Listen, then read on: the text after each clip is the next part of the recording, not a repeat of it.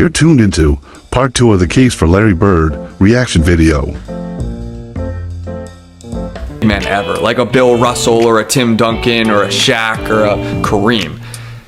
So what I want to do in this section is I want to kill 3 birds with 1 stone. And those 3 birds are the other top 10 caliber all-time guards and forwards. Steph Curry, Kobe Bryant, and Magic Johnson, Larry's biggest rival. So starting with Magic, because the Magic debate really just comes down to career versus peak. Because if you look at starting with their Rookie of the Year campaigns, I mean, Bird won 63 of 66 first place votes to swoop in and win Rookie of the Year. It wasn't close. Bird was a first team All-NBA guy that year. Magic did not make an All-NBA team. Again, Magic, good player as a rookie, but Bird was a level above.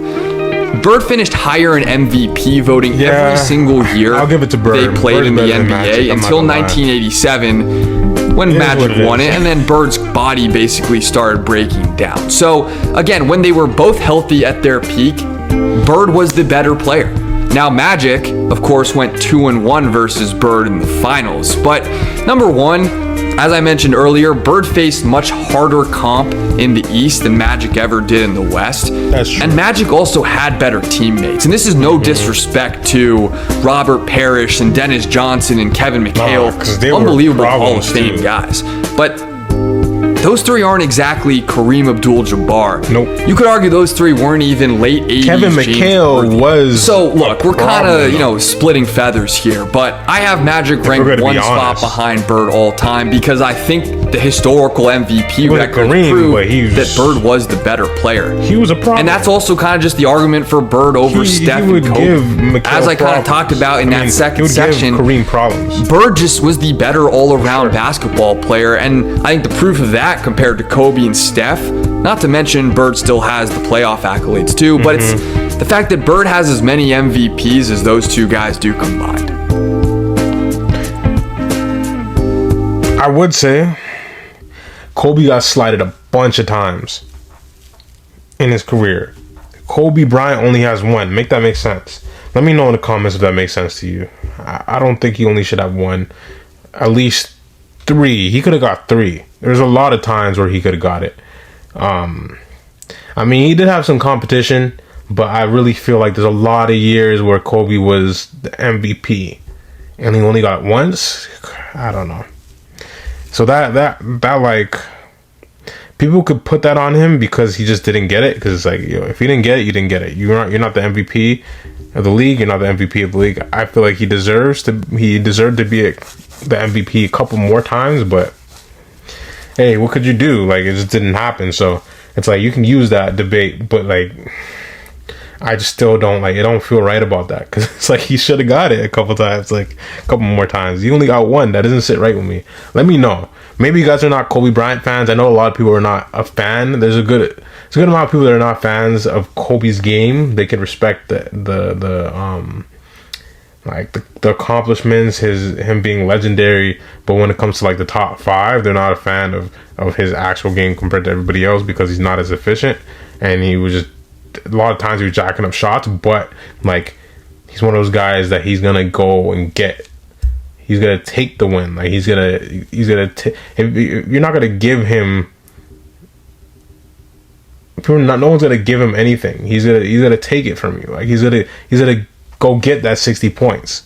He's gonna go get that championship. Like he's gonna do it any means possible. If he has to take 50 shots to get 60 points, he's gonna do it. So that's Kobe. So I mean, efficiency might not like fall into play in that situation. It might not be a part of that mission of getting 60 points, but shoot, he got it. Like, he still dropped 60. I mean, it's Kobe. I feel like Kobe has the game where it's like, keep shooting. Like it's gonna start falling. There's games where he's missing a lot, and then it starts falling eventually. I mean, I feel like you should be playing like that in any regard. I feel like a lot of players coming up just so to build your confidence. And then it's like, if you take 50 shots to get 60, I mean, it's not, some people think it's not good basketball, but I mean, you got 60. Your team won, so it's like, it is what it is. Now, perhaps the most important conversation about Bird's career, the birds and the bees, if you will, is Larry's impact on the NBA. Because when him and Magic entered the NBA in 1979, I mean, the NBA was like a cold turkey league. It was almost dead. Really? Drug abuse, poor ratings, I mean, playoff games on tape delay. In just so many ways, the NBA was lacking. And Bird and Magic really saved the NBA's popularity. So for that alone, Larry will always be Larry the Legend. But also beyond that, there are just so many other little anecdotal, impactful pieces of the game that we now love that Larry had his hands on. Whether that's him being the first ever star to embrace shooting threes. In fact, he won the first three-point contest ever at All-Star very true. Weekend. That is very true. The all-lefty game when he dropped the 47-point triple-double for fun.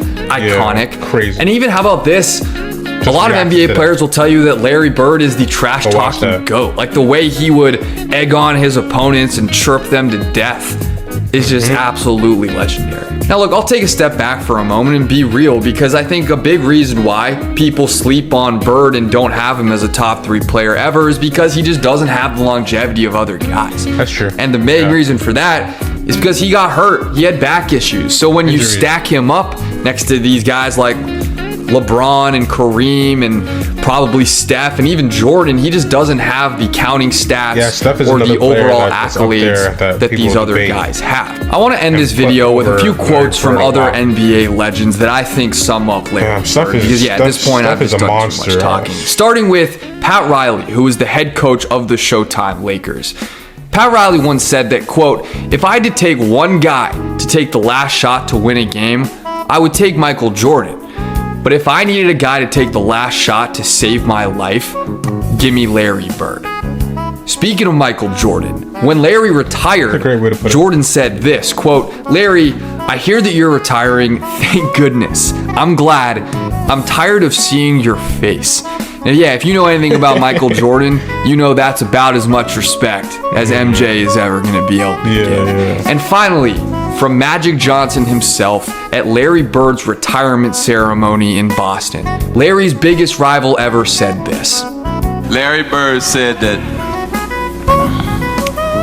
there would be another Larry Bird one day. And Larry, there will never, ever, ever be another Larry Bird.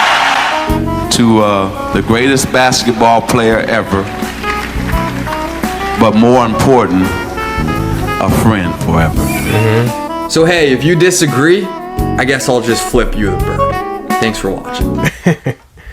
Alright, yeah, that was a great video. Let me know if you want me to react to more videos like that, or just suggest any videos in the comments. I'll just react to it usually. I need more ideas of what to react to, and it seems like you guys like these Larry Bird videos, so I'm gonna keep pushing these out for you guys. But just in the comments, let me know what you guys want me to react to next. This was a great video. This guy knows a lot about basketball, knows a lot about Larry Bird. He made a great case. He basically I can't really add anything to that. Like, honestly, he went through the whole line. Like, if you watch my videos, he said basically everything I've said in those videos and more about Larry Bird and why he is one of the greatest of all time, and top 5 in my opinion, and in top 3 in his opinion. So yeah, he in top 3 is not a stretch at all. He could definitely, I could see that Jordan, LeBron, then Larry Bird. I can see that. But like, I don't know, I'm just so stuck on the whole Kobe thing, right? On Kobe being one of the greatest of all time. And it's like, I can see why people say Larry Bird's better. I can see it, but it's like, Kobe though, like Kobe was a monster. But let me know what you guys think in the comments. Make a case for Larry Bird, and let me know why you think Larry Bird is better than Kobe. So yeah, like, comment, subscribe, share. Stay blessed, stay lit, and I'm out. Now stay tuned for your daily devotion. You act like you have no help. You act like there's no track record behind you of a faithful God. Why every time something emerges in our life, man, we completely crumble as if we don't have a track record of a God who had been faithful to us in the past. Like, when have you ever really been without help? Wasn't it David who said, I have never seen the righteous forsaken or his seed begging bread? It don't matter what I lose or what I go through. I can look over my shoulder and count all the ways. Who am I talking to? All the ways. All the ways. All the ways from my salvation until now. All the ways he has delivered me, moved on my behalf.